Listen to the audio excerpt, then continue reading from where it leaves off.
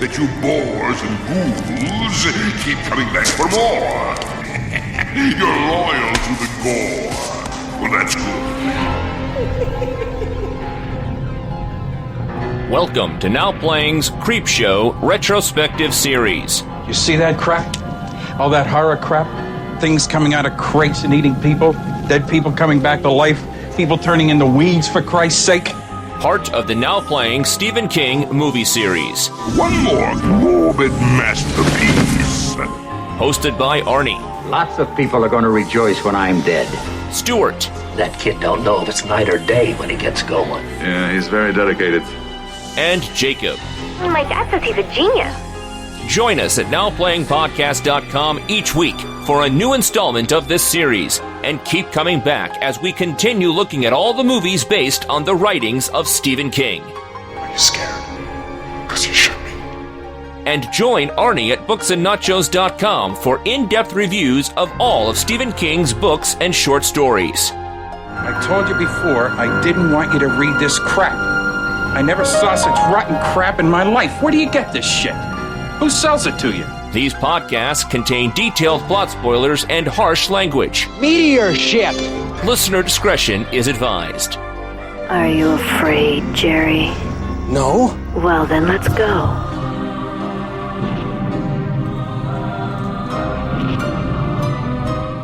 Today we're discussing Creepshow 3, featuring the acting stylings. I refuse to use the word starring. Yeah, no one stars in this. Just skip it. No one even directed this thing. Come on, just skip to the intro. I got so excited when I recognized a credit someone was involved in. I'm like, oh, they were in a conga line in a J-Lo movie? Wow!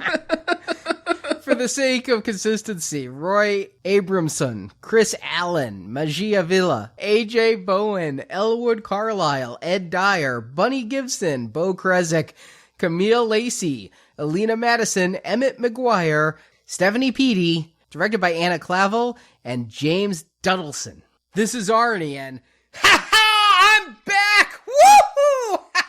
That's right, boys! You, and you, and you! Woo! Let's party! I wish I had those party favors. Stuart in L.A. And this is the host that won't fuck with commodities, Jakob. Creepshow 3, a movie I didn't even know existed until we decided we were going to do Creepshow.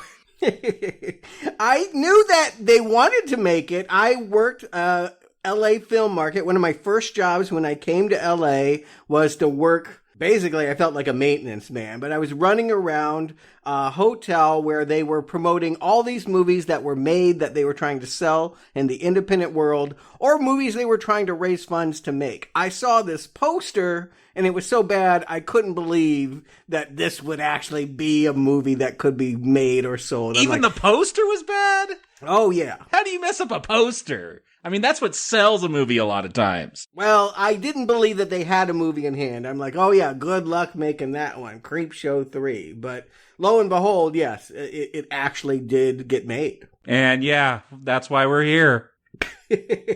20 years after Creepshow 2, New World is dead, and so I presume that this thing just kept being sold cheap, like some harlot who is lived into middle age somehow and is now a diseased middle-aged. How? Do you know anything about how total complete amateurs? Oh, I'm sorry. They did make Day of the Dead 2 Contagium. I didn't even think that was a word, Contagium. I remember when we did the Night of the Living Dead series with the remakes, and I sat through all of those extra things. Can I tell you how my heart fell when I'm watching the single bonus feature for Creepshow 3, and there's the directors, and behind them there are two posters, Day of the Dead 2 Contagium and Creepshow 3, and I'm like, oh shit, that's bad company. And I want to point out, this is not even the Day of the Dead remake that we covered in which the American Pie girl ran around a military base in Colorado. Jacob, we put this one on you. I don't know if you repressed it or not. I have, because I don't recall it at all. We're like, we're going to make the fans sit through that. And I remember you just kind of spitting out bile every time you had to discuss one of those unfortunate... Yeah, all the unofficial ones were pretty awful. Because that Sid Haig one was kind of all right. Jacob, you might not have watched that one because I was a glutton for punishment there and I split some of them with you, like the 3D one and a lot of those. I have repressed a lot of that stuff. It's the sequel, supposedly, to the original Romero that came out 3 years before that Mina Savari, whatever you want to call it. Yeah, no, I know. I remember watching some bad stuff for extras, but I don't remember it at all. Well, I tried to think about this. What if I'm at a yard sale and it's Val Kilmer's house and he's going to sell the rights to me for $20 to Real Genius? How did we get Real Genius into the show? I'm like, Colin Arnie, do we do it? Do we buy Real Genius knowing we don't have the money to make it, knowing we don't have the connections to get anyone involved, but knowing that because we have the name, we can get someone to release it and people will tune in to the travesty that we cobble together? For an extra $20, you could probably get Val Kilmer back in it too. You know what's really shocking for me, though, is this wasn't filmed like Hungary or somewhere like that, Transylvania. This was some back set, wasn't it? This was all filmed in California, yeah, so I'm guessing a back lot. Yeah, there are two back lots used, like an alleyway and the suburban lot. That is it. It was done by Taurus Entertainment? Well, Taurus has some cred. They go all the way back to the 80s. They made Sleepaway Camp. They actually made a Romero movie. He made a collaboration with Dario Argento called Two Evil Eyes. It's kind of bad, but hey, that's legit in my mind. That is a real company that made a real movie. This. Come on, they got two directors. That's got to count for something. One to hold the camera, maybe. One to point it. How amateur does it get here? Really? Mangler 3 is what I'm thinking as I watch this. We're back in that territory. So I can't wait to hear Arnie give the Tarantino defense. This is nowhere near as artistic as Mangler 3. Stop it! Would you just stop it with it's shitty looking because they wanted it to defense of that movie? Yeah, this is shitty because they had no idea. Yeah, two directors on the set. Apparently, they'd worked together before. One would edit and the other would direct, and they kept switching back and forth, and they finally decided, let's just direct together. Yeah, and there are, 5 people credited on the screenplay for all 5 stories that are interwoven here. None of those writers, I want to add, is Stephen King. Have any of those writers ever worked again? Because they interviewed one of the writers there. Nope. I mean, I saw them doing, production duty. I mean, they had some IMDb credits to movies I've never heard of, but no, they don't have writing careers. No, the person who wrote The Haunted Dog, which isn't actually about a canine, but a hot dog. We'll get there. Scott Frizzell told during the making of featurette, well, I was interning and they decided to let me write one of the stories. Is that because you don't have to pay interns? They got all the interns to write this? And they told me that they wanted a story about a doctor with the worst bedside manner in the world who gave a homeless man a hot dog and he died. And he haunted the doctor, and so I wrote the story, and it's my first screenplay credit. Mm-hmm. Thanks for the ride, lady. I really appreciate it. We'll get there. Oh, boy. Yeah, this is disavowed. This is forgotten. I found out after the fact, this is a rare commodity. Kirk Cameron probably thinks this movie's amazing because he thinks when you have a 0% at Rotten Tomatoes, that means you have no Rotten Tomatoes, and that's good. Literally, nobody at all has ever given any kind of compliment to this movie, is what you're saying. Yeah, that's what I'm saying. It is without a supporter. If you like this movie, let us know, because you may be the only one. The audience score for it's 11%. So 11% of the people. Okay, there's 11% out there that are bad taste. Okay, all right. So it's not unprecedented if you like it. Still, I would go see a doctor. I would definitely get a checkup if you walk out saying that was pretty good. Just so you know, that 11% comes to 30 people have enjoyed this film. I'm worried. I'm shocked that many people have seen it. I'm shocked that I actually was able to get this on Blu-ray, but to get the Blu-ray with the bonus feature, I ordered it off Amazon. I was a little concerned when it came and was all in German. And I'm like, oh, German packaging. I put the disc in and it's like, Sprechen. I'm like, oh shit. That would be better. Honestly, if you couldn't understand the dialogue, you might imagine a better movie being told to you. Fortunately, I knew enough to change the language off Deutsch and onto English, and then I was okay, but yeah. I mean, seriously, the question is valid. Do we have any idea about how, after New World Pictures collapsed, that this wound up with these people being able to say, yeah, we get to make the sequel to George Romero and Stephen King's work? I mean, this is unprecedented. Again, it would be like you and I making Real Genius 2. Realer geniuses.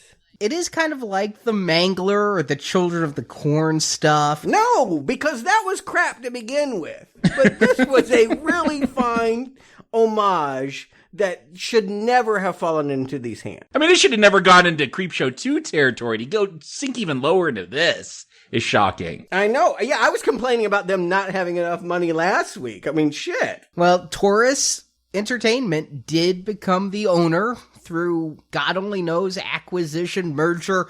It may legitimately be auctions. They do that with property rights at times. And they may have walked in thinking, I got a shiny $100 bill in my wallet. Let's see what I can get. With them owning the rights, they decided to put this out. Now, one of the stars here, the professor, is like, I've seen Creepshow, I've seen Creepshow 2, and no disrespect to Mr. Romero or Mr. King, but this is the best written of the series. Okay. As if I didn't hate this man enough. All right. I mean, yeah, he's, well, everyone's up there with King's acting level on this, but him especially. Honestly, this should never have happened. This is a fan film that somehow got legitimized. And that's what's so frightening about it, was the fact that we have to cover this in a full podcast as if it were a real movie worthy of the Creepshow name. Don't put me in the position of defending this thing, but yet this was a professional film production. It was distributed by HBO. I mean, this thing, it's certainly more than some of the other stuff we've done for superheroes legitimate. No, see, I would actually argue only Mangler 3, Mangler Reborn, feels less professional. Yeah. Unfortunately, digital video has changed the definition of the term professional. Now, you don't even need to pay for film anymore.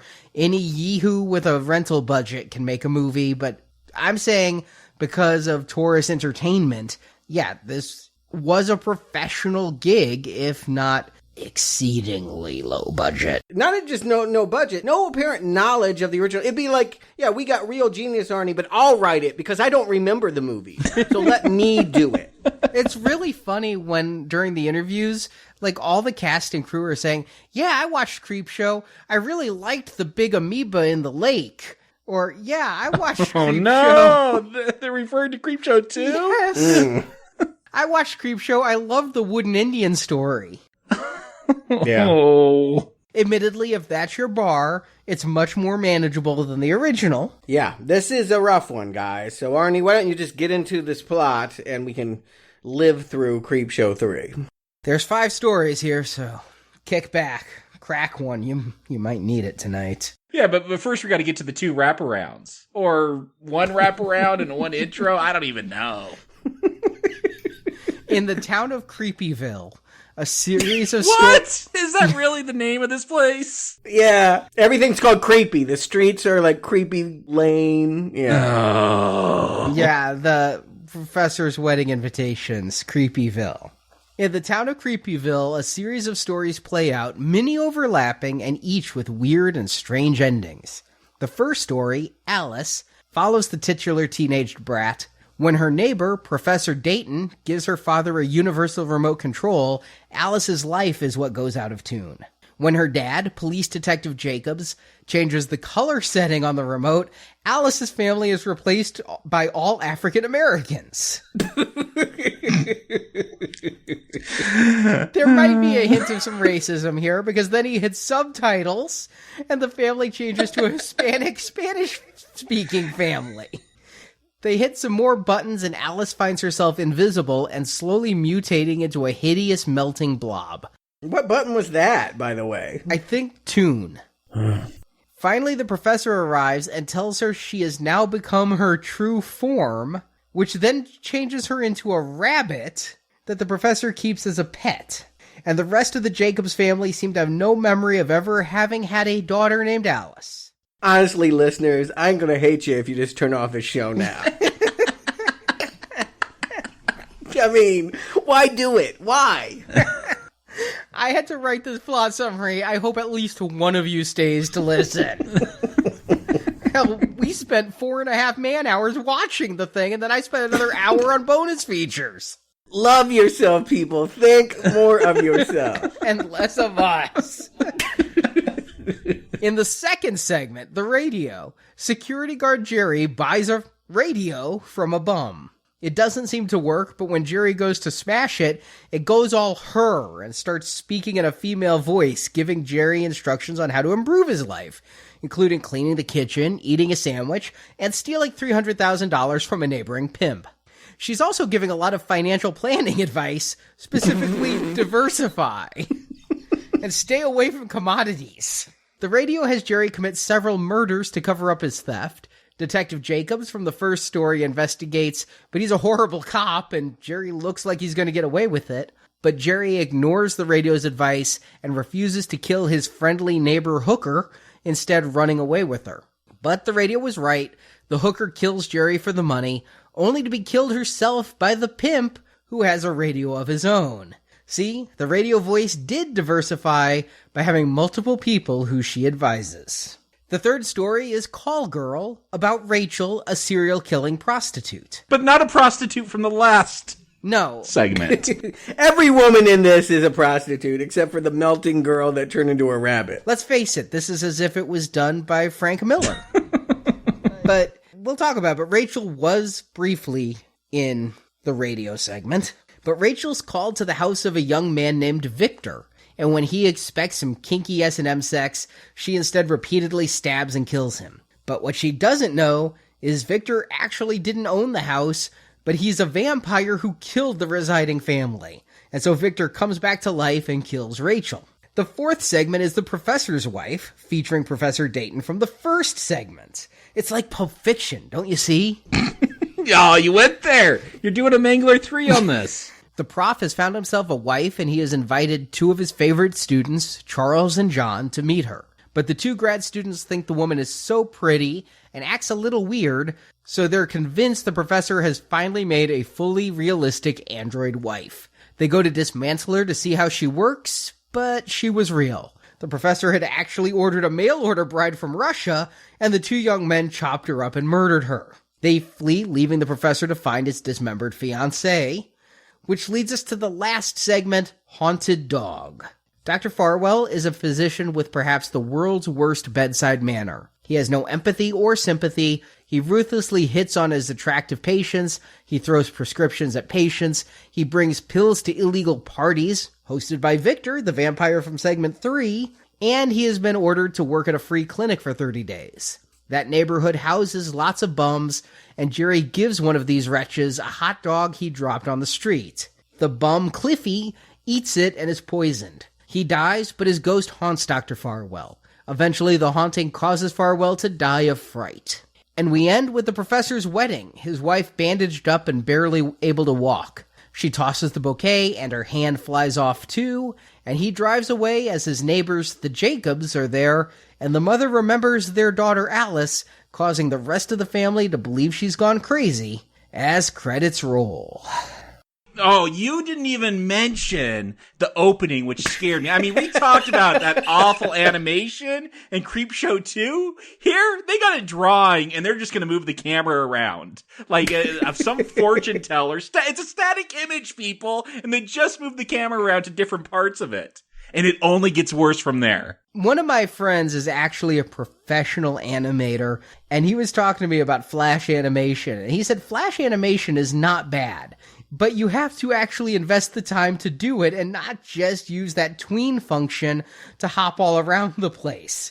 This is the exact example of why people think Flash animation is evil. Yeah, you want to get into the Flash animation after you get this static picture of a fortune teller where you get some kid in a hoodie chopping up a dog. Look, do you remember those Quiznos commercials with like the singing hamsters? We like the sounds!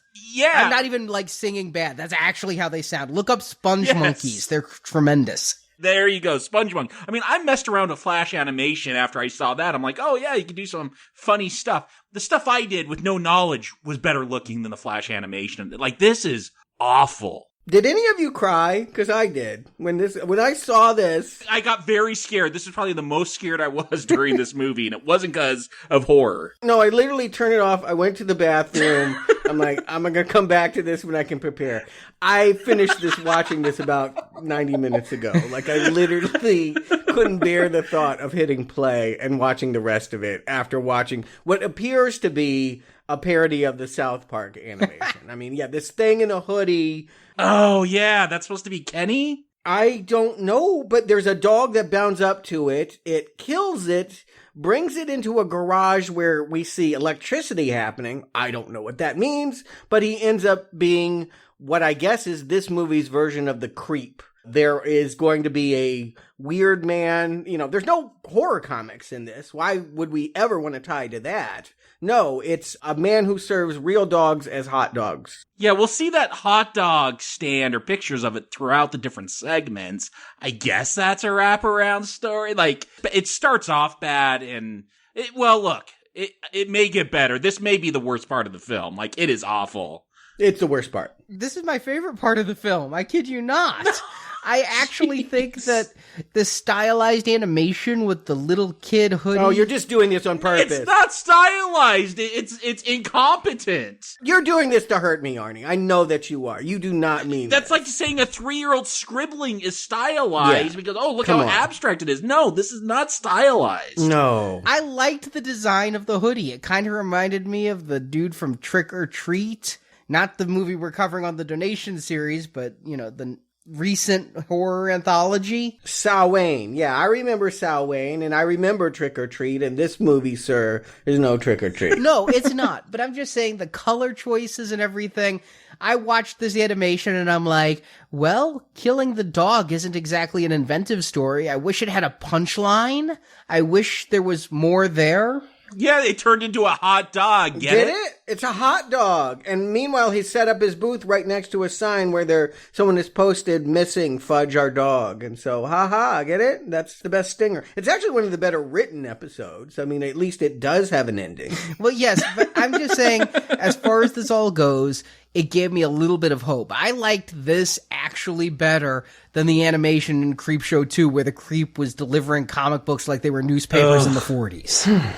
So it's so weird. Stuart had to turn it off and cry. Yeah. I just had no hope, and you're like, this gives me hope. Yeah. All right, diversify our opinions on this Flash animation. I just need to ignore what you said and wait for you to start insulting this movie, which I imagine is going to come very, very soon. Maybe this next shot when we switch to, why are they doing the comic thing? There is no comic book, but they have these sort of newspaper transitions. It's halftones. Yeah, they go into halftone on the last frame to make it look like a drawing, kind of. But there's no titles. Like, that bugged me. I had to, stop and, look up, okay, what's this segment called? Yeah, I had to have Wiki going to get segment names and character names. But yeah, the halftone thing, the cheapest of all the comic books FX. Creepshow 2 kind of didn't really go there. They just started and ended with comic book panels. Creepshow 1 did it right. That was a moving comic book. Here, they shouldn't even try.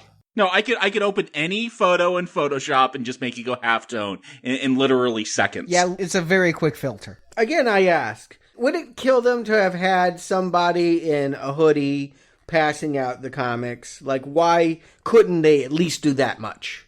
Why couldn't they tie it to Creepshow? Maybe they had to pay extra to get rights from EC Comics to do that. Who knows? God. It wasn't an EC comic, though. EC never printed something called Creepshow that was connected to this universe that these people somehow have the rights to exploit and abuse, but they're just not going to do anything that we've seen before. They decided they wanted to go another way intentionally. They wanted to be like the others. Creepyville. It's Creepshow because we're in Creepyville on Creepy Lane. Admittedly, that has all of the intelligence of a Sesame Street skit, but I'm insulting Sesame Street by saying that.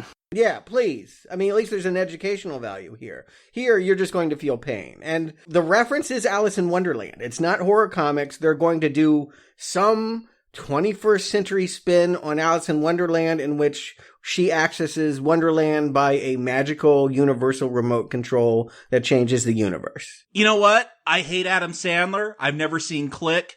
I can guarantee that movie is better than this segment. I would rather watch Click than Alice again. Yep, good call. Yep, exactly. They came out the same year, too.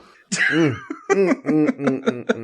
mean, there's a lot of problems here. Yeah, the fact that it's obviously a backlot set and nobody is a rehearsed actor and the directors don't have any of this staged to feel natural. You know what I hated most is that it's a shot of our main character, Alice, walking through a small suburban neighborhood street talking on her cell phone, and I'm like, I bet you all these people we see in the background are people that are going to come back, and I have to pay attention enough to figure out who's going to be who as if it will matter later.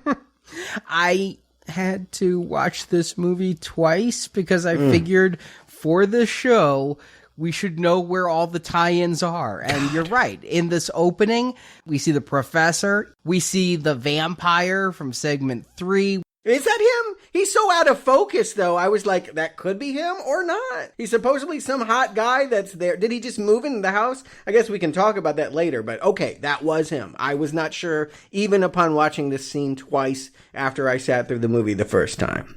We see a couple other characters who, recur, and I'm not quite sure what they're supposed to be, and I honestly think there were just some, last-minute pickup shoots with some of these people. Yeah. Or they were directors' friends, if the director still has friends after they'd see this film.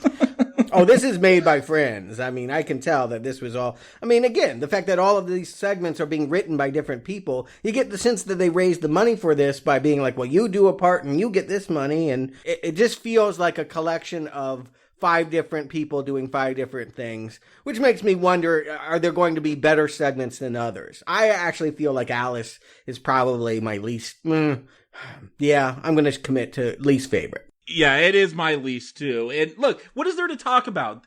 Dad buys a... No. He doesn't buy anything. This is a gift from the professor. No. He says he bought a universal... He says he bought it. Oh, I thought he was given it by the professor.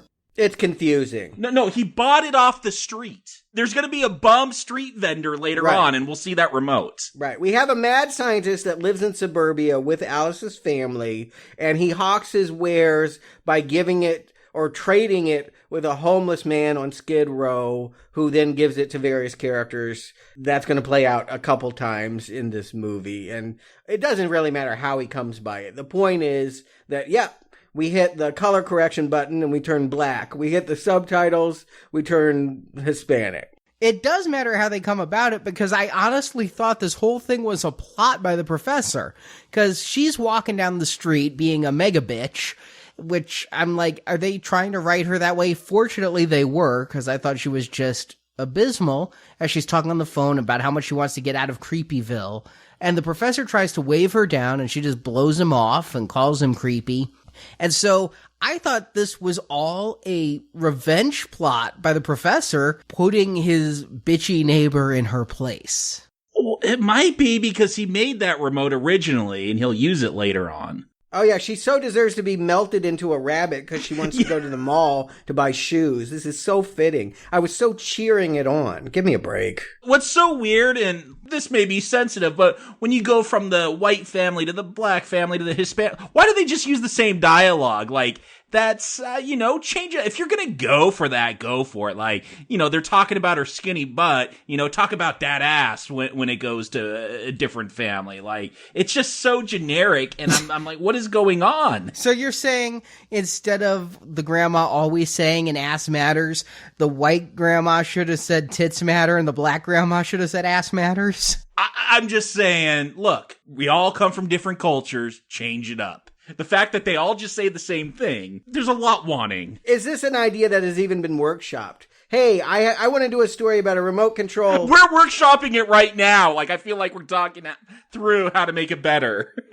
Yeah, exactly. Like, I mean, it feels like she said, hey, everybody, I want to do it like this. And they just kind of improvised this. I mean, it couldn't have been improvised because they needed to bring in these different actors. But honestly, what's the point of all of this? I guess that as this remote is changing her universe, it's causing her to mutate.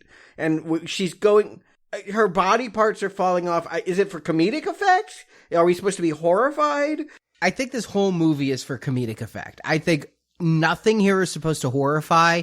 It's all supposed to be comedic. Okay. Yeah, at what point, like, just half her body is melting? She does not seem surprised. Like, she goes over to the professor, just walks in, oh, he's getting married, he's marrying that guy, and starts eating his cake. Like, I'm like, you're melting. Do you realize your hand is melting? Like, there seems to be no consequence. Yeah. Why doesn't this come back later? I literally thought that we'd see a later segment where the professor comes in and he's like, who the hell ate my cake? This is because Pulp Fiction style, even though this is the first segment in the movie, it's one of the last things to happen chronologically. And let's talk about the stinger at the end. Like, the professor turns her into a rabbit and's like, oh, daughter? No, this is, like, is he gonna molest? Like, he's got a remote. He could turn her back into a girl. Like, I got the creepiest vibe. My mind just went to bad places. Like, he's just kidnapped this teenage girl. I don't understand anything about the professor here because, I mean, she mutates and he comes out and he's like, well, this is your true form. And I'm like, well, yes, she was an ugly person inside. I guess you made her ugly outside.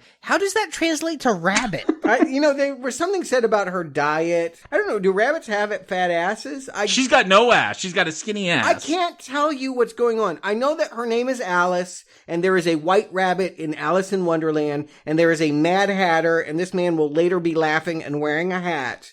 And if you can tell me what that means, then great. But that's what I saw. Nope, we go to halftone, segment over, as soon as the professor picks up that rabbit. Okay, yeah. It's some kind of oblique homage to Lewis Carroll when it should be about fucking EC Comics. And all I could say to give this a positive comment was, it intrigued me. What intrigued you? The concept. One of my favorite Amazing Stories episodes ever. Okay, yes, the remote control one. Yeah, with Lou Ferrigno and Gary Coleman. And so the moment they say they have a universal remote control, I know it's going to change the real world, a la Click, a la the Amazing Stories episode. And then when things start happening like that, when she couldn't be seen, when she's mutating, I was like, what's going on? You have me hooked. And then when it ends, I'm like, fuck you. No, it just ends. Like, I was shocked when it was over. Yeah, there was no explanation. This feels like one of those stories where Alice should have learned a lesson and been rescued. Not that she just turns into the melting guy from RoboCop and then a rabbit. That was stupid, and it left me very frustrated because I felt like the concept... Well, I felt like that Amazing Stories episode was very good, and this was not. But the best thing I could say about it is, well, it's short. Maybe they're all going to be this short. I'll say that. I feel like for the running time and for having 5 segments, it's the best paced. Maybe that's because they just chop things off when they hit a certain mark, but... Yeah, it leaves you wanting more because you didn't get anything. I think that the reason why this may be in the state that it's in is because it was written by one of the co-directors. Whereas maybe if one of their friends had produced this, they might have been like, nah, we're we're not going to do it. But if this person is directing all of the 5 segments, then guess what? We're going to get it exactly as they conceived it. And Anna Clavel, you wrote the shittiest segment of the shittiest anthology I've ever seen. She's not aided by the actors, because when they finally come out and the professor is there with the rabbit, the family, they're again white, they saw the melting Alice. The father goes for his gun. Yeah, they drop a line real quick how he's like a detective, which was not set up. I'm like, why does he have a gun all of a sudden? If he's a detective, why is he holding the gun that way? Why is he acting like freaking Barney Fife? Because no one knows how to hold a gun in this movie. No one's actually held one. No, they really don't. I have fired a gun like 5 times, and I have learned more in those sessions than anyone on the set here. Because that detective should not have allowed 3 other family members to be hanging on him and tugging him as he's holding a loaded firearm. Oddly enough, this is one of the very few actors here who I've actually seen in a different movie. Like, they actually worked again, and I saw them. His name is Roy Abramson, and he made this quirky little indie, which sounded like the coolest movie ever until I saw it, and was like, well, that was a missed opportunity, called Escape from Tomorrow, where these guys made like a renegade movie shot in Disneyland, and it was so cool that they were going to make this anti-Disney movie actually inside the park.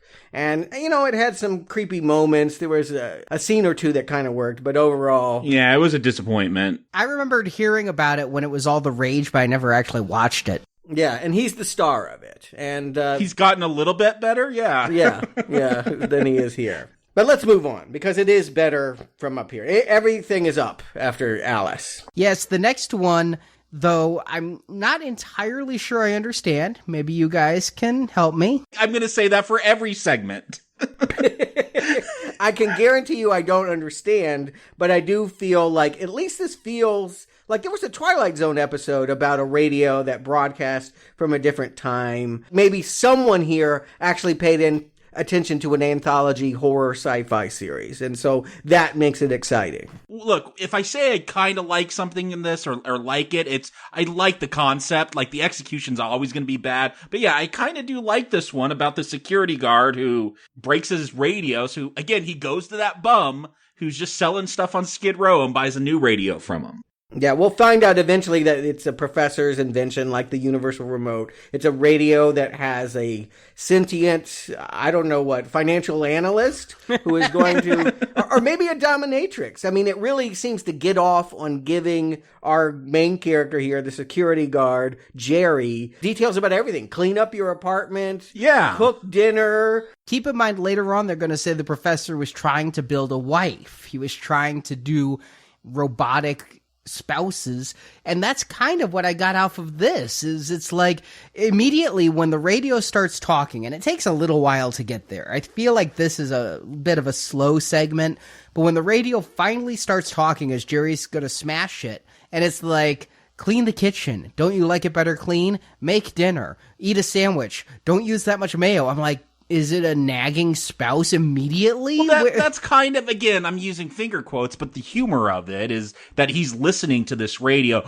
Well, you should listen to a radio. What else do you do to a radio? Well, he's taking orders from the radio.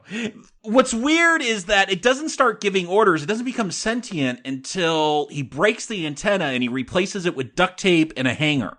Or maybe it was and it just wasn't speaking up. I can't verify why or how this thing works or even what its intention must be. What is its aim? It wants to get rich and it doesn't care what schmuck gets them rich, that they're just going to manipulate all of these people and have one steal from another and then tell the other to shoot that one. I don't get the radio's grand scheme. What's it going to do with the money? How does a radio spend money?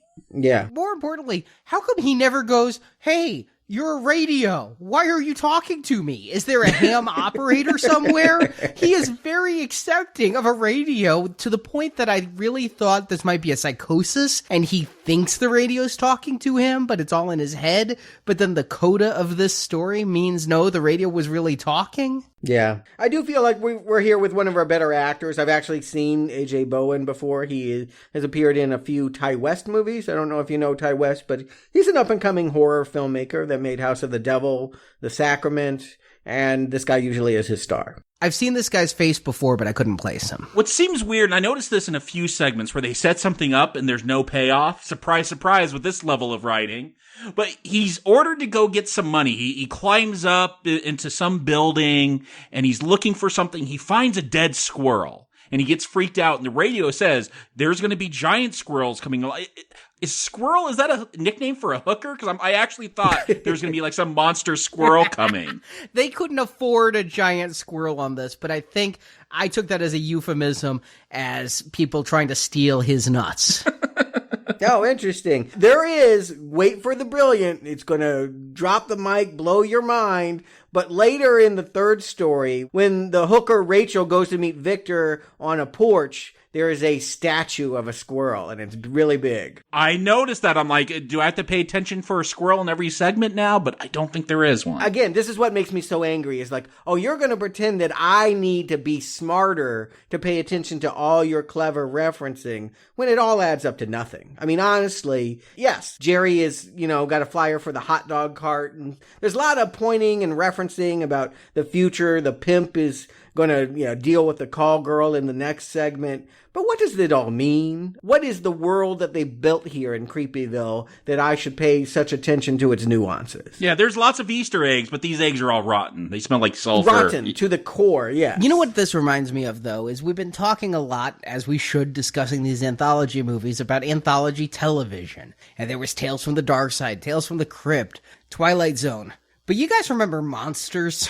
Yep. That one was like the lowest of rent of all of them, right? Where it had a really cool opening credit sequence, and every week I left disappointed. That's the level I'm feeling here with this, is that if it can just be diverting, the actors are terrible, but at least they're affable. I don't hate them. And so... You're actually making the case that the movie succeeds in you not wanting to murder the people you're looking at. Okay. I'll give you this, Arnie, for this segment at least, for the radio. Yeah, if this was like a midnight TV show and there's nothing else on, I wouldn't mind sitting through it. But that's the level this is at. Yeah, here's the thing.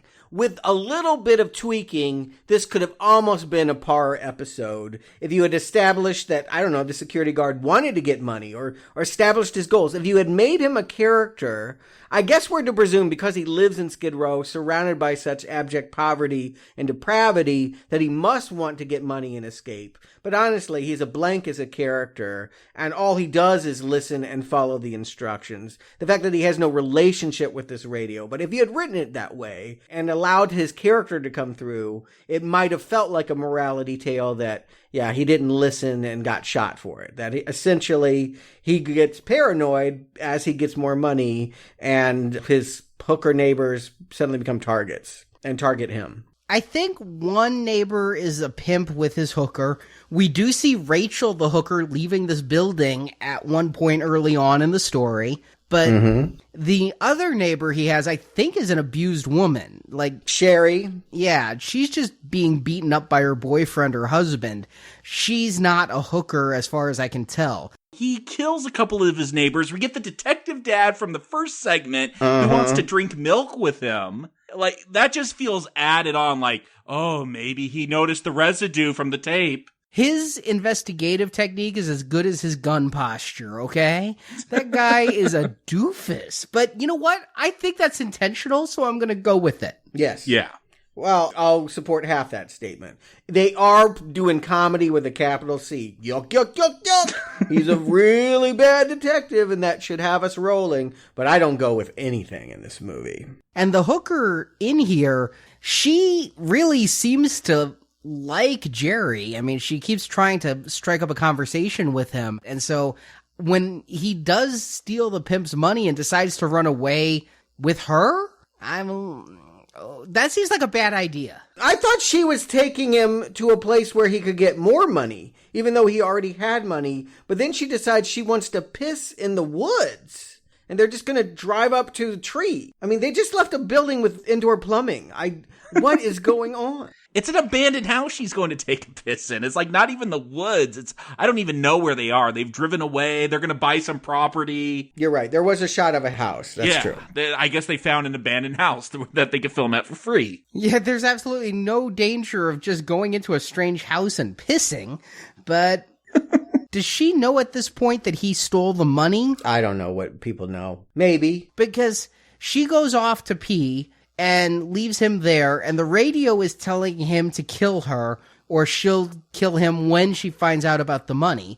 And sure enough, he decides to smash the radio, but it was all planned, I guess, that the hooker was going to kill him. Don't make me pay attention to this plot. Honestly, I can't tell you. We saw this man earlier steal money. It's later implied that it was the pimp's money, but this was not the house that he stole the money from, so it might be more money that the pimp had stashed elsewhere. This hooker that works for the pimp may or may not know that he's guilty of it and trying to get away with the money. I don't know. Yeah, we're told Leon the pimp pulled an armored car heist. Like, that is super hard. I don't think Leon has it in him to steal $500,000 from an armored car. But my reading was because Eva hung out with Leon and she said he was all tripping because money went missing, that she figured it was Jerry. But why would she think it was him? I mean, the whole way he's getting away with it is he's unlikely. Because he's getting out of town. At some point, he's walking up the stairs and bumps into Ronald and Sherry, and because he's holding a box, they know it's full of money. I don't know. This is a piss-poor episode, and yet it's telling that it's so much better than the last one. There was literally money hanging out of the sides of the box. Okay. I couldn't tell with this lighting. Whatever its flaws in its storytelling, we should always leave a short story feeling like there's an irony. And was the irony that he should have listened to the radio, that we thought the radio was his crazy thoughts, his paranoia, when in fact the radio seems to be omniscient and it really does know the answers? I think the irony is diversify. The radio keeps saying diversify, diversify. Well, why would you think the radio itself hasn't diversified and have a plan B in case Jerry decides to not listen? I don't know why the radio wants him to listen. So would the radio have told Leon to go somewhere else if Jerry would have listened? I think so. Yeah. And Jerry bought the first radio. We'll later find out from the street vendor that he had a couple, and Jerry sold the first one, so I don't know when the pimp got this and how much he knows about what happened. But again, this is not a movie to delve deeply. And talk about diversify, we're going to go into another story about a hooker, Call Girl. Probably the best one. I'm going to say if I had to pick one. Ooh, you're going to say this is the best? I mean, please don't judge me, but yeah, I guess. It's like, who lost least? You know, I'm trying to think. Yes, it is. This is like a real Sophie's Choice, but the opposite. It is. Yeah, well, yeah, because you want both the kids to live. Here, I'm like, take them all into the oven. You got to choose one to live, yeah.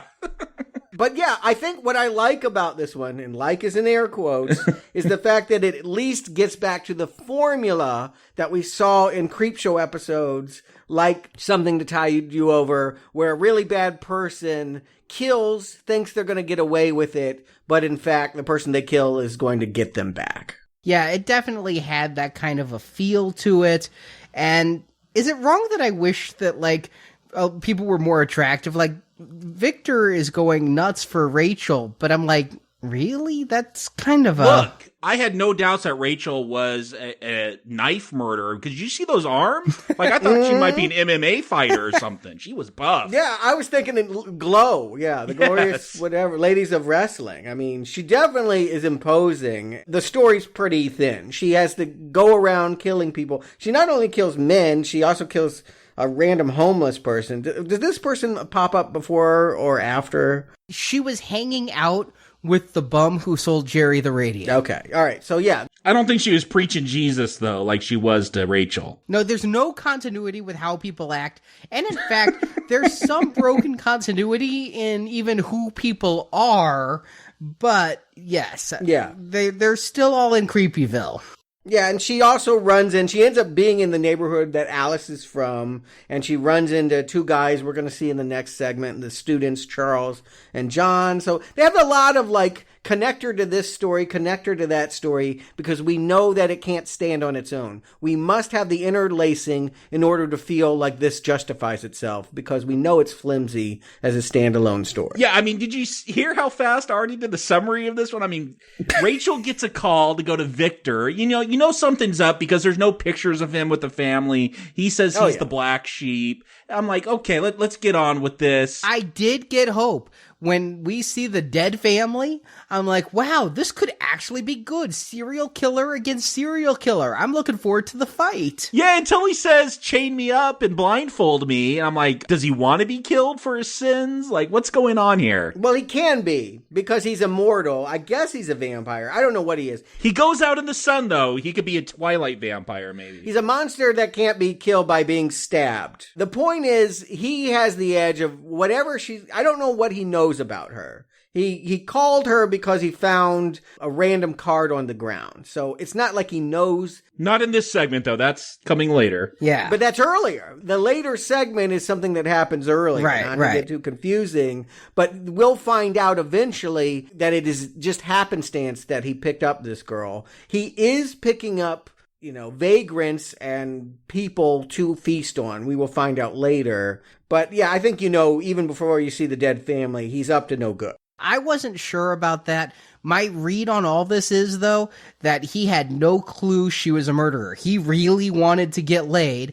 They call him a vampire in the bonus features, but yeah, he walks out in the daylight, so something's up with that. It doesn't matter. I mean, honestly... Well, look, if their reference for Creepshow is Creepshow 2, then their reference for vampires is Twilight. Yeah. So it makes sense. Yeah, but I'm with Arnie. As far as tension goes, it at least lets you feel something that, here are two equally psychotic people. What's it going to be like when they get into bed? The fact that, she stabs him, he appears to die, and then when she gets out of the shower, he's hearing his voice. That was really anticlimactic, no pun intended, when she just killed him in bed. I wanted a fight. I didn't think he was a monster. He was handcuffed. I know. I wanted to see how he got out of them. Or maybe he was a super assassin who would be able to fight her off with his legs. I didn't know. I was hoping for better.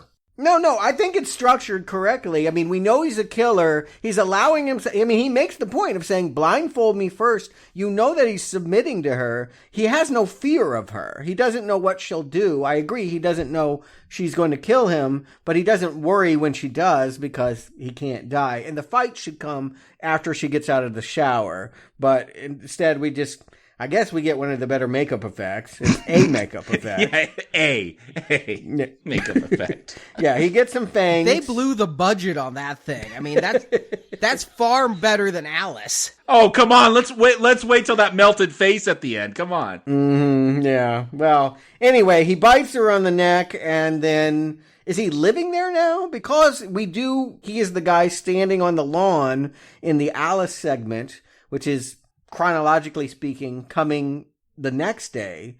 When he leaves this house to go golfing, he's going to come back and just take up residence here. Well, it seems like and when we get to that last segment, he has an apartment, I think in that same apartment building as Jerry, where they just party all the time. I thought that was a rent party he was a bouncer to. I did not think that was his apartment, but I thought he was like the gang lord, like he was hosting these parties because later on the doctor shows up and he's like, well, I need fresh faces. So I thought he was the mastermind behind it all, but yeah, he has taken up residence in this house for a period of time.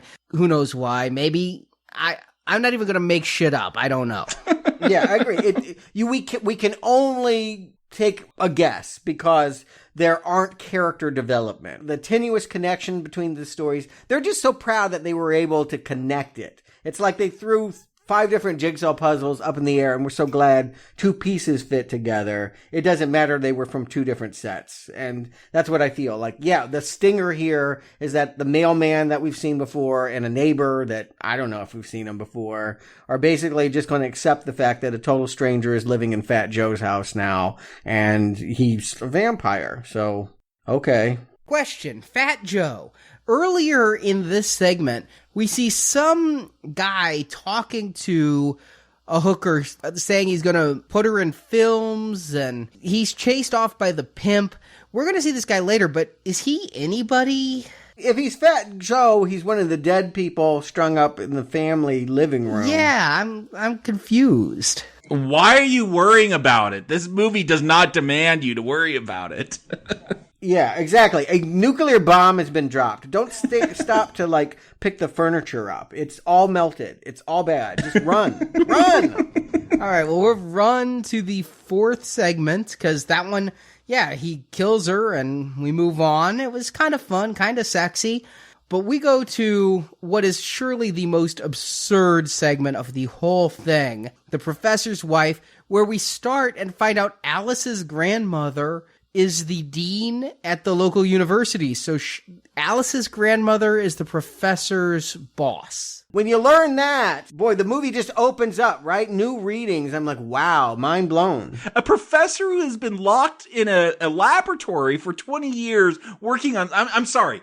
This is not how the university works. You got to produce papers. How's this guy got tenure? Come on, yeah. Not telling anyone what he's been working on for 20 years. Yeah, if he's tenured, he could do whatever he wants for as long as he wants. But he's been doing this 20 years. I mean, oof. He had to get tenured early on. He's old. I don't even know why they bring that up, because what she really wants to know is, why did you give me a wedding invitation? If you've been holed up in a laboratory this whole time, how did you meet a girl? And that's going to be the tease. Well, that's supposed to give credence to the theory his bride might be a robot later on. Exactly. They're going to tease the idea that he's got this top secret project and he's got this new girlfriend, and how did he get it? There's obviously some kind of connection, and that's what we're going to see with these two. I think they're alumni. I don't think that this is their old mentor, but they've graduated 4 years before. Yeah. And they're just going to see their old guy. Charles and John, who we saw standing outside, they said hi to Rachel, and she said, I'm going to come see you guys next. Right. But she won't get that opportunity. They're going to go inside to meet the wife, I guess a couple days or weeks before the wedding. It's difficult to know, but Alice is already a bunny. Yeah. Don't know how that happened. Yeah, that seems out of continuity. Or there's another bunny there. Was his bunny always named Alice? Maybe he lost that bunny, and that's why he turned Alice into one. Keep in mind, yeah, when Alice is invisible, the professor is looking in a bush for Alice. So I don't know. It's all coming together as we talk through it. It really is. And so we meet Kathy, who is a giggly Russian bombshell who has amnesia. We could leave bombshell out of there, but she's giggly. Yeah. I don't want to be mean, but... It's like a young version of Charo. I just expected coochie coochie. Who's not Russian, but, it's not that these people are ugly, but I do feel like because you don't have professional makeup people and costumers and all of that, they're under the glaring light. No, I thought she had acne that was showing, and I was just shocked. I'm like, they couldn't cover that up? Yeah, I feel like so many people, again, the seams of the unprofessional quality is that we're just seeing more of the actors and we're not seeing characters. It leaves everyone in trouble. Not that I feel like she's giving a great performance as well, but the tease is she a robot? Or is she this mystery girlfriend that's half the age of the professor, and how did he get her?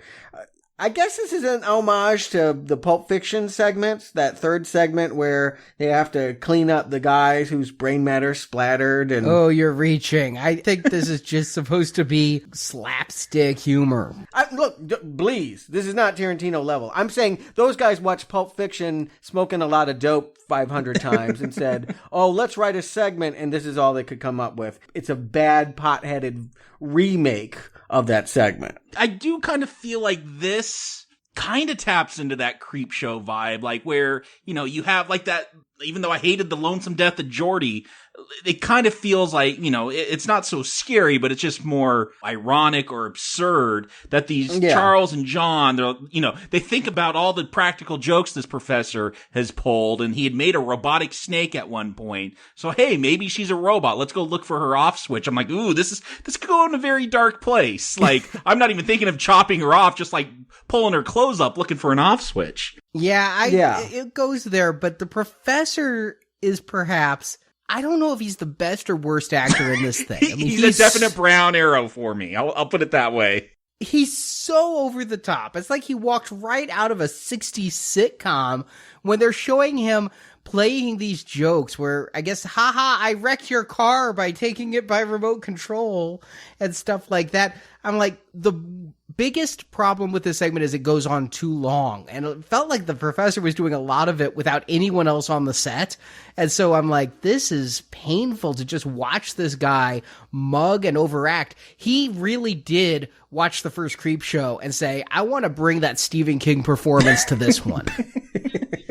And yet it works for me better here, just because, again, it does go to such a darkly humorous place where they end up chopping up the wife, looking for all her circuits. And again, this isn't great humor, but they're like, oh, look how lifelike this brain is. Look how he's done these circuits and all this. I mean, again, this is not award-winning stuff, but for that midnight TV show vibe, I was going with it. Forget the plausibility of if it was even in question, why you would start to probe artificial intelligence, not with a Voight-Kampff test, but like literally by hacking off of its limbs and laughing as you're doing it. I mean, where they get their confidence that they just know for sure that this is just lifelike circuitry, whatever. But the only compliment I can give this is it is the second best segment in this movie. It competes with Call Girl for being the highlight.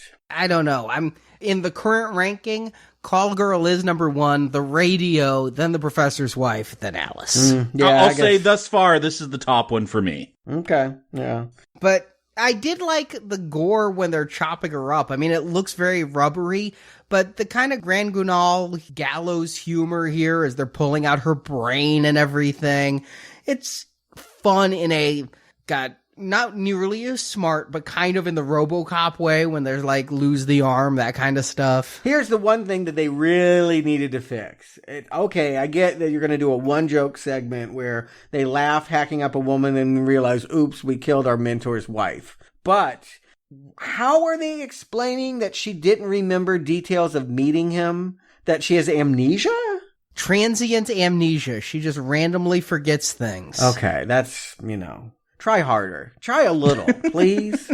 She really was acting like Small Wonder, so I thought she was an android too. Yeah, maybe that was the reference point. If so, this is the best Small Wonder episode I've ever seen. And the bloodiest. But finally we get to the haunted dog. Is this the longest segment? It feels like it. It is the longest, and it is the most padded. Here's the thing. You pad something when you don't have enough. Creepshow 3 is an hour and 45 minutes long. You could lose 15 minutes. It is the second longest Creepshow movie in existence. They can definitely cut down all of this wacky Dr. Farwell's hates people misanthropy that they're going to just extend this segment well beyond its fresh data. Stuart, that's the only stuff I liked here. Now, I wish it was a real comedian who was actually funny, but come on, watching a ghost bum trying to feed you a hot dog, like, that's the stuff you want to see? I didn't say I wanted to see it, but come on, how many extended montages do we have establishing this guy's an asshole? Take the best jokes. Come on, none of them are great, but there are like 3 or 4 mildly would work in a real movie jokes. That's all we need to see, and then get into whatever you're going to get into. I'll agree, this really felt drawn out, especially for what's nothing more than a Thanks for the Ride Lady Creepshow 2 ripoff, as Stuart already called out. Yeah, definitely. The weird thing about this, while there's a bum choking on a hot dog and this doctor who... This is like a Mighty Ducks situation. I don't know. He got in some kind of legal trouble and was forced to go work at the free clinic. Mighty Ducks, kudos for that reference. Yeah, never saw any of them. Is that a retrospective? Court order to go coach the hockey team. Mm-hmm. I had forgotten all about that till Jacob said it, but yeah. We'll wait for the reboot. But amongst all that stuff, we do see the professor go meet that bum who's selling all this stuff. He buys a voodoo doll. Again, I talk about things that just get dropped from this. I'm like, oh, they're going to do the end of Creepshow 1, but he's going to voodoo John and Charles for hacking up his wife. That voodoo he gets eyes like the super deluxe voodoo doll, never comes up again. Strangely, I think the voodoo doll's how he resurrects his wife. I don't know how a voodoo doll does that. Okay, but the voodoo doll's in the car. Is it? Yeah. Okay, I missed that. That doesn't make any sense, though. You use voodoo dolls to hurt people. No, it does not make any sense. And again, the strain that they're having and the self-congratulatory atmosphere of, isn't it great that we're bringing all these elements together? That we also end up going to this house party where this guy frequents hookers who are being hosted by vampires. And we get a throwback to From Dusk Till Dawn, where all of a sudden they just fang out at a party, but they don't eat the doctor. I'm trying to figure out, even though this is all Creepyville and this is all one movie and this is all the same group of actors, I'm trying to figure out if they're even really the same characters. I know he does show his vampire face, but his being a vampire never really plays in. And in this, Alice's Hispanic mother is the nurse at the clinic. She's a real person now? Yeah. I didn't even pick that up. Yeah, I thought that was the case, but again, don't make me rewind on this. It's bad enough I have to hit play. So the writers just thought they were geniuses. That's what we're saying here. They're like pats on the back for everyone in this film because this segment is going to pull it all together. They have no confidence in the short stories they're telling, so the cleverness has to be identified as, but look at the way that we hammer them into one unified thing, as if this were, yes, exactly, a mosaic to be proud of. It got me to watch twice, even though I hate myself for it. That's only because you're doing it for Now Playing, though. Come on, you would not have watched it twice. No, never. It's only because I felt like we need to be able to point out those linkages, like, yeah, that's Alice's Spanish mother. So no one else ever has to watch this twice. We're doing the work for you, people. We're watching it so you don't have to. I just want that time back. It was rough, guys. Really rough. Can we even talk about what happened here? Yeah, that's what I really want to know is, why did the bum die? Right, exactly. There's two ways of looking at it, and neither has any more payoff than the other. But a doctor who does nothing but horrible things buys a hot dog from the vendor that we know is making them out of real dogs, ha ha ha, drops it on the ground, and in an act of charity for him anyway, gives it to a bum with dirt on it. Is it because the dirt on it is poison? Is it because the dead dog is poison? Is it because the guy chokes on it and he doesn't know how to chew? I can't tell you. I thought it was because he choked on it, and they're asking for a doctor during this. They haven't even established this guy as a doctor yet, so you don't even get the joke when he just keeps walking. What they say is he died from a bad dog. So I'm like, if the doctor had eaten that dog, would he have died? He seems very nonchalant. He buys another one and eats it and is just fine. And again, how much can you stretch a lapdog? This was one tiny little dog that he somehow turned into, I don't know, 30, 40 francs? Well, I'm guessing he killed other dogs too? Yeah, I don't know. It wasn't just Fudgy?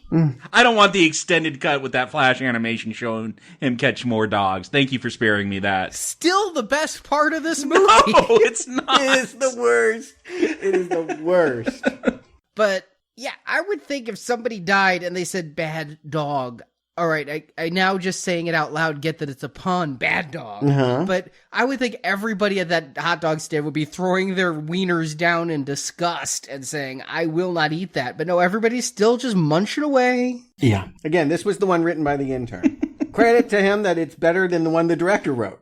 Yes. I will say, though, much like the police detective from Alice and the radio, this doctor's performance in a better movie, he could have something. He's got screen presence, his delivery, his energy. I find him legitimately funny. It does go on too long, like you said, Stuart, but he's making me laugh. No, I said, maybe a better comedian. Maybe if this guy, did the stand-up circuit for another 5 or 10 years, he could do this. I think he could do it with better direction and better material. I think he has the facial expressions. I think he has great comic timing. And I think that you're more impressed with something that wouldn't be that great, but because we're in a world of shit, you're like, well, I can hold this up. There must be a pony somewhere, Stuart. There must be a pony somewhere. Yeah, I mean, the guy is okay given what he has to do and given how bad this segment is. So did Dr. Farwell, did he choke on a ghost dog or just die from the ghost? I thought he was ODing. He was popping a lot of pills throughout this segment, and I just assumed this was an anti-drug message, that it just caught up with him. But I don't know. I mean, please. Oh, that's just dumb. If you like it better that he choked on a dog, okay. I took it as heart attack. Mm-hmm. Okay. I mean, it was called the haunted dog. I figured that ghost hot dog had to do something. Yeah, well, I figured a lot of things had to do something. I thought this had to do with horror comics, and that was the first of many ugly surprises. This doesn't even have a wraparound story. Like, we come back to the professor and his wedding, which we opened up with a fortune teller. Then we went to bad flash animation, catching dogs and grinding them up. And now we're back to the professor at his wedding with the bride who's wrapped up like a mummy. And I guess we have established to use that voodoo doll to bring her back to life. That's what I got out of it. I mean, he was panicked getting that voodoo doll, and it's in the car. As is Alice the rabbit. So the pins in the voodoo doll are holding her ripped up limbs together now? It's actually sutures? That if you suture the doll instead of causing pain to the person, it actually keeps them whole. Although the joke, and it's one of the better physical comedy bits here, is when she throws the bouquet, it takes her hand with her. And we see Alice's mom, who thinks she has a daughter named Alice. None of the other family members remember her. Mm-hmm. No one else wants to remember that segment, but she's like, no, that's my only scene. And then we go back to the hot dog vendor. Can anyone explain this ending to me? We cut to the hot dog vendor, and is this the worst CGI we've ever seen in any film we reviewed? No, it is right on par with Day of the Dead 2 Contagion. But we didn't review that for this podcast. Like, oh, his face melts and he goes into the crystal ball, and like Madam whatever is like, it's all about the future now. Huh? What? Is this going to happen in the future? What does that mean? I literally don't know what I saw at that point. First of all, why do they have a fortune teller? They never have an actress playing it. We see signs that there is a fortune teller somewhere. Cut all of that. Maybe that was supposed to happen and they just didn't get there. I'm not even sure why we had to have the beginning animated, since it doesn't go back to animation. No, that would be logical to me, that they had some kind of animated stinger to bring some kind of closure to this. But is the professor our creep? Is the hot dog vendor our creep? Is the fortune teller our creep? Or did anyone even bother to try and figure out who was doing hosting duties? According to Wikipedia, that is telling us the hot dog vendor is the creep. I didn't even know there was a creep. I guess if you take it as the animation at the beginning starred the creep and that it made hot dogs, this is telling us that hot dog vendor is serving real dogs all along. I don't know. Why don't you have the hot dog vendor like telling his customers stories in between each segment or something? I mean, come on. Like, they're basic elements you need for a Creepshow movie, and that's one of them. Correct. But again, did they even make Creepshow? They saw Creepshow 2. Yeah, exactly. They distantly remembered things about Creepshow 2 and tried to sort of emulate them with their own love for, obviously, Tarantino-esque, Pulp Fiction-y worlds of crime and dismemberment. So let's make this interesting.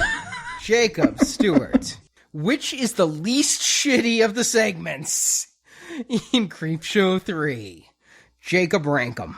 Yeah, I feel like that's the best way to go, because this is not a recommend. Again, the one kind of nice thing I could say is, for 5 stories, it flows, even though the stories are uneven. Some feel very short, some go a little bit too long, but it wasn't that 2-hour mark, which, thank goodness. It should have been about 15 minutes shorter. But for me, again, I'm going to go with the professor's wife, and I'm going to include the ending wedding as part of that segment. It just, I like the dark comedy there. Again, it's a brown arrow. Like, I think that's the best it's going to get. That's like a brown arrow for me. Like, the acting is so bad, but I kind of chuckled when I watched them dismembering the wife. And then I'm going to go with the radio. I feel like that's the most professionally done segment of this. Like, that actor, like, I guess he could act. Stuart said he's in horror movies. He showed me he could maybe do something. Call Girl's in the middle for me. There's just no meat to that one. No pun intended, despite people getting chewed up and chopped up there. There's just not a whole lot going on. And then I'll go with the haunted dog. I kind of like the humor, but it goes on way too long, and there's so much fluff in there.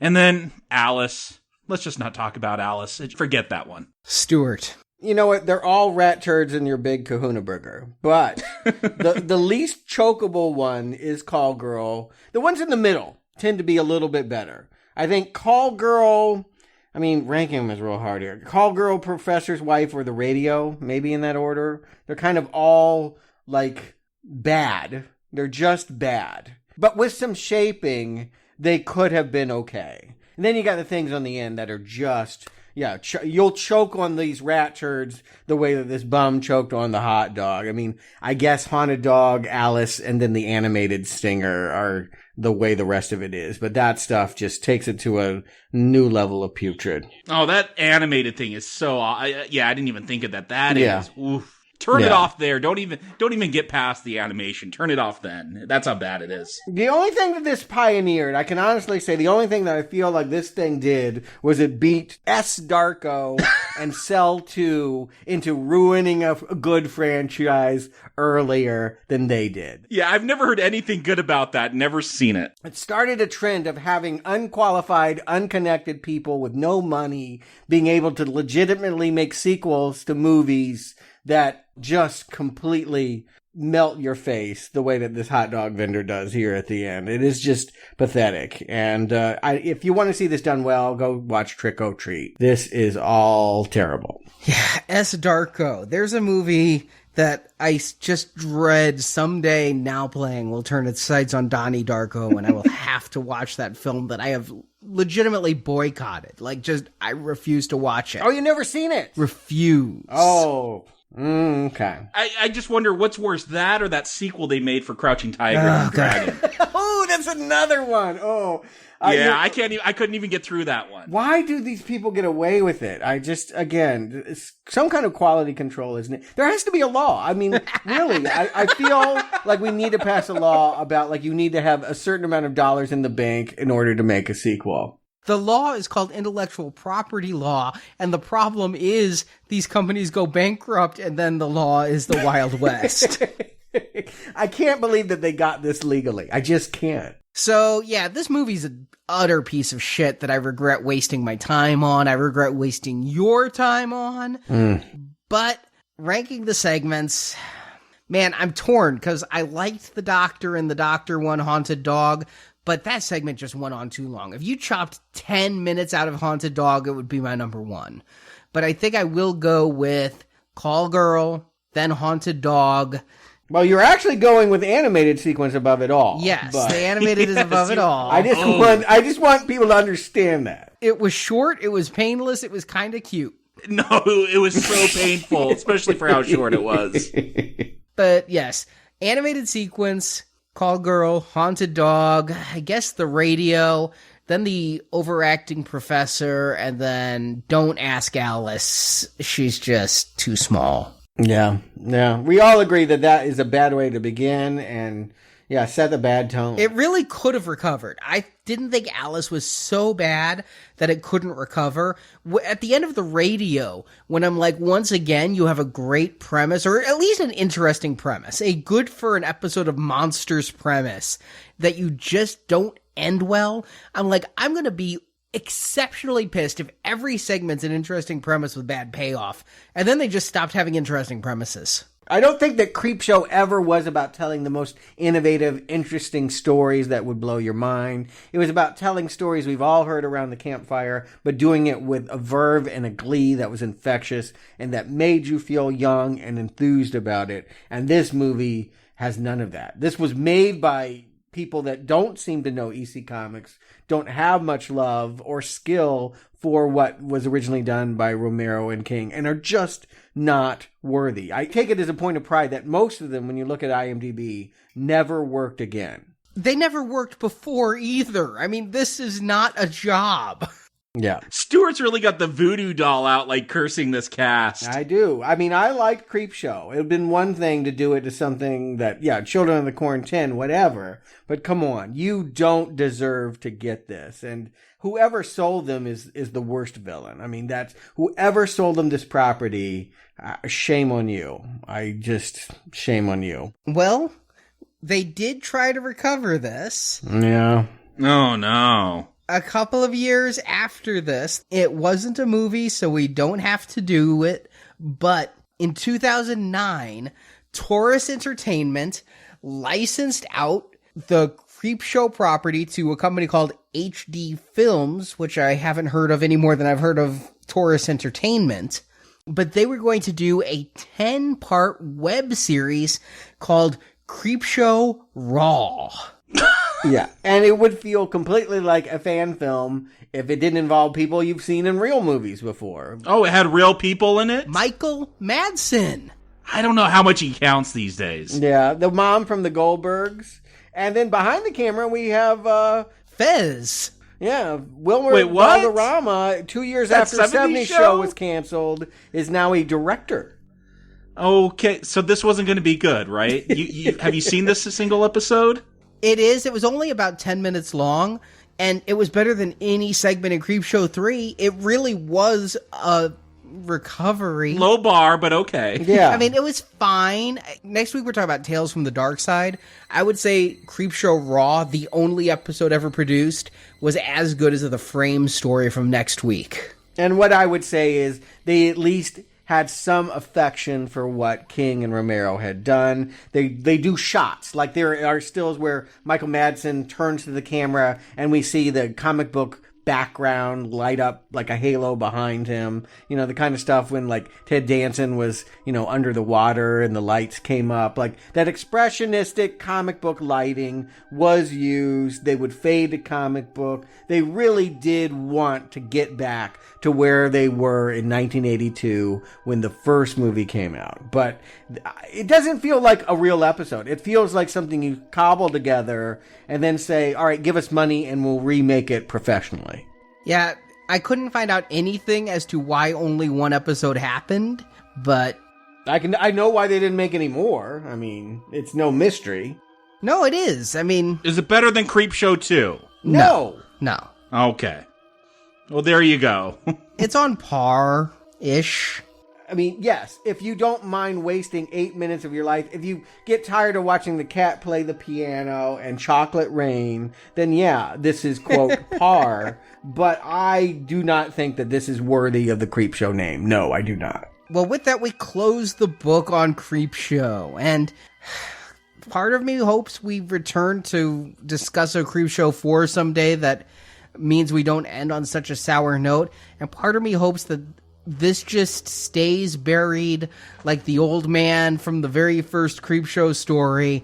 He doesn't come back up wanting his cake and become a shadow of what he was. He just stays in the ground, and we can try to forget the horribleness of this third one. But, I don't know why Romero can't buy it back. I mean, honestly...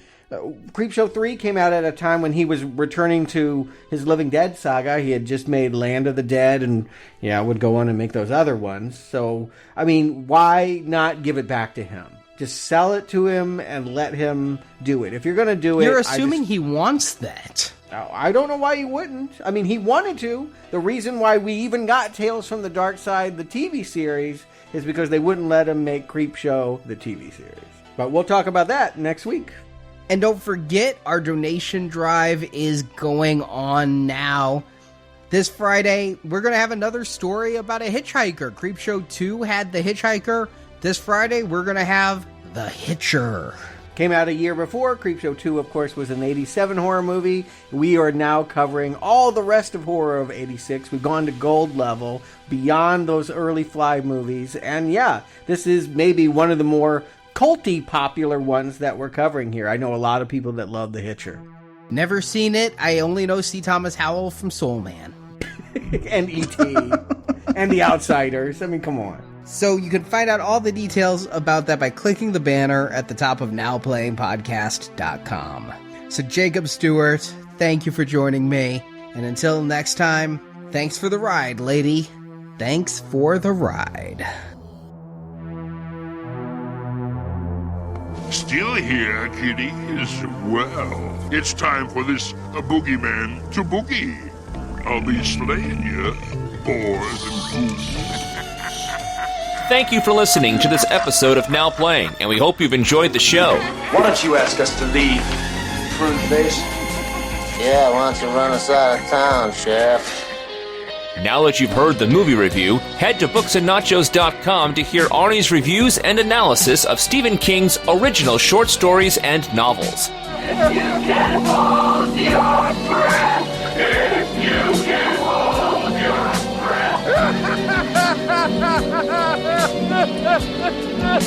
I can hold my breath for a long time.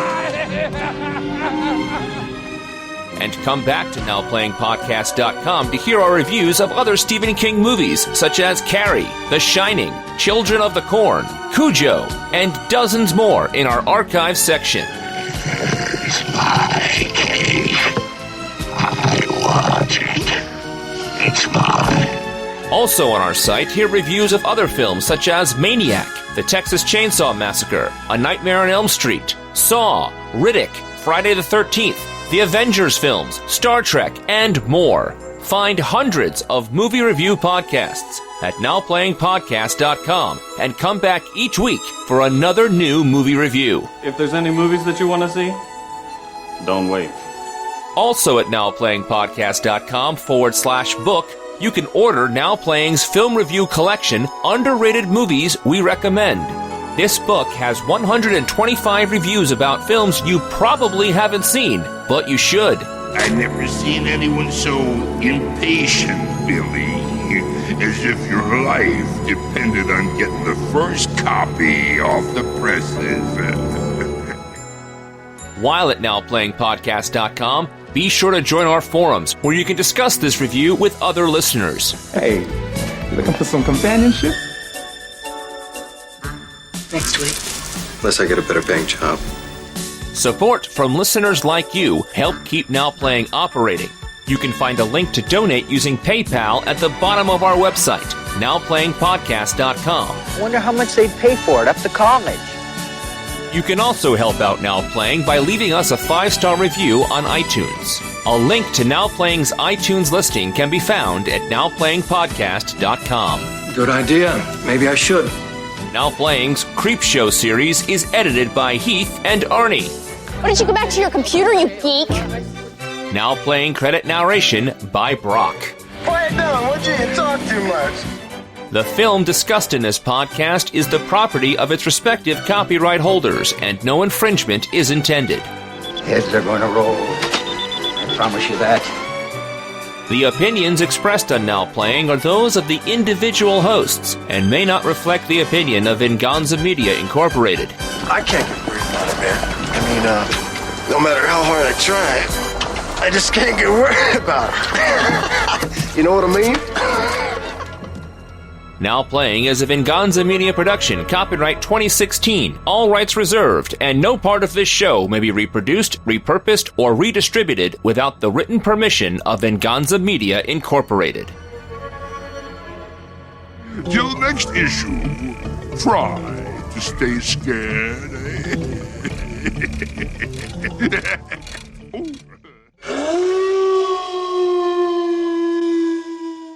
Magia Villa. It don't matter. Please. I dare Maggie to come out and correct you.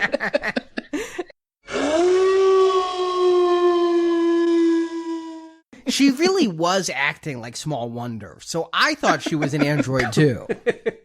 Yeah, maybe that was the reference point. If so, this is the best Small Wonder episode I've ever seen. And the bloodiest. Oh, Small Wonder. I haven't thought about that in a long time. I don't know how. We keep bringing it up. Yeah, it was a cut line from Short Circuit. I wasn't on that show, so... I'm pretty sure when we get to Deadly Friend, we'll be talking a lot about Vicky.